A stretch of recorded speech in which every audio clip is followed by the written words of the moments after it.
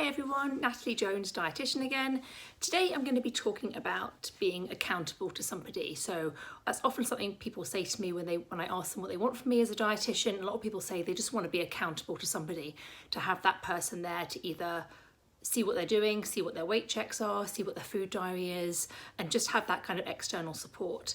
That's something that's quite important, particularly in weight loss maintenance. So in terms of keeping weight off once you've lost it, having that kind of regular support can be really helpful.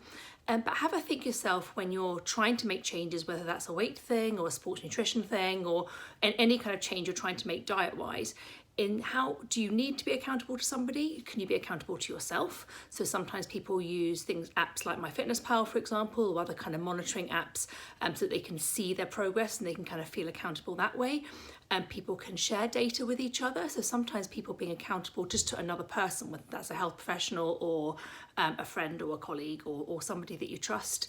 But also, I think when it comes to accountability, we're looking at support.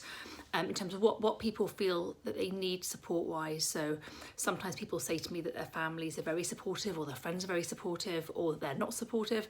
And I think that varies a lot between people, but also in terms of what expectations people have.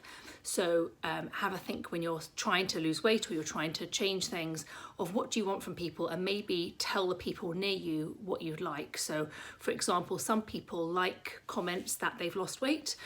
Some people like that kind of encouragement of not having risky foods in the house, for example, or not eating in front of them.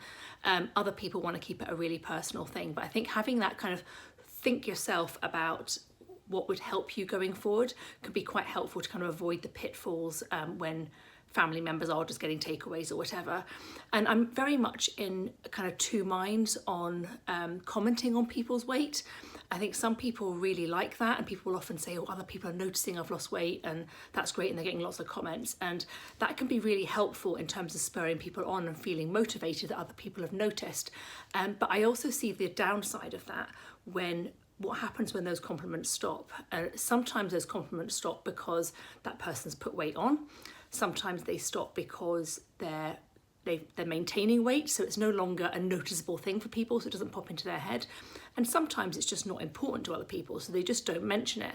And I kind of find it can be quite difficult when people are dependent on that external kind of reactions from people and that external kind of reinforcement of somebody doing well, when what happens when that's not there anymore. So I think it can be quite tricky to think of that and think, well, actually what's helpful, and also what's helpful when you're supporting people to lose weight. I find that I kind of vary my responses quite a lot. I tend not to comment on friends' weight all that much, exactly for those reasons of if I comment on it and then I don't comment on it next time, they're going to be thinking, oh, what's happened? Natalie's not commented on it. But I do often mention it in consultations if I know that that's something that motivates somebody.